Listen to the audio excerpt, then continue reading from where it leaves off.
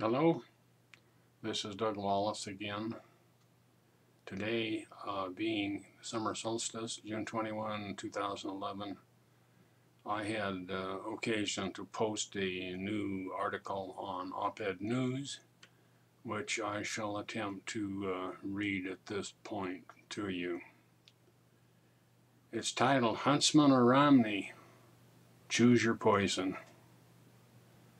Today, after toying with the issue, John Huntsman Jr., former governor of Utah and a fellow Mormon, is joining Mitt Romney in a run for the U.S. presidency. I know less about Huntsman than I do about Romney, but what I do know is sufficient to express loud and clear that both or either of them, due to Mormon priesthood oaths, are poison to America. Should either of them win the GOP nomination as its candidate and be elected president, it would ensure that America has finally gone the way of the Roman Empire, as sure as Caesar's crossing of the Rubicon. Had either of them had the guts to repudiate Mormonism, as I did over 35 years ago, when I realized that the ungodly quest for empire of the Mormon Church was silently and surreptitiously waiting behind the eastern horizon of the Rocky Mountains, then perhaps they could qualify. Since they haven't repudiated it, they must be silent supporters of the plot intended to fulfill founder Joseph Smith's own quest for empire in 1844, when he ran for president as a fugitive from justice in Missouri. Now, I personally checked it out between 1970 and 1976 and found the leaders of the Mormon hierarchy to be a bunch of brainwashed backslappers, apparently without a single hunk of gray matter, to investigate the fraud of their own Mormon game, daily preached by 70,000 self-employed but deluded and unpaid missionaries.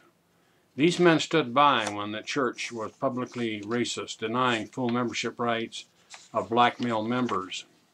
These men stood by allowing the church to defeat the Equal Rights Amendment of 1977. These men standing by allowing bright women of the church to be denied equal rights to priesthood possessed by lazy but ego-smitten male members of the church, claiming a spurious restoration of God's one and only true church, which in fact never existed in the first place. These men gloat over the fact that their wives have taken a blood oath in Mormon temples to be subservient to them, just as sure as women of the Islam culture.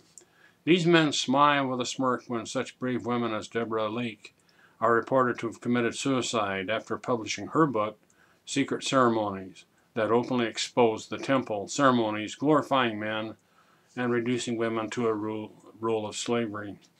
These men know and fail to admit that the semi-secret arm of the corporate church engages in damage control and political advancement of the church, that it is capable of contracting for the execution of the blood atonement doctrine and staging such murders as suicides, like that of Deborah Lake, or of Shelton, Washington attorney John C. Reagan on summer solstice, June 21, 1978.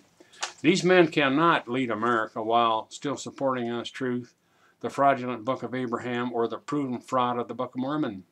They haven't challenged their church leaders to remove racist phrases as white and delightsome from church scriptures, or to remove the plural marriage section 132 from the Doctrine and Covenants, since it allegedly was repudiated by God vis-a-vis the manifesto of Wilford Woodruff and ratified by the church in conference at Salt Lake City, Utah on October 6, 1895. As a headnote here, I want to point out that Huntsman was only 16 years old when I challenged the church over black racism, and I can forgive him for not taking up that issue at that time. However, he has had an apt opportunity to address the other issues and has failed to do so.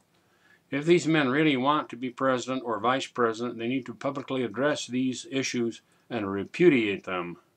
Until they can do this, they are infected and can only bring poison to democracy, like Caesar's crossing of the Rubicon.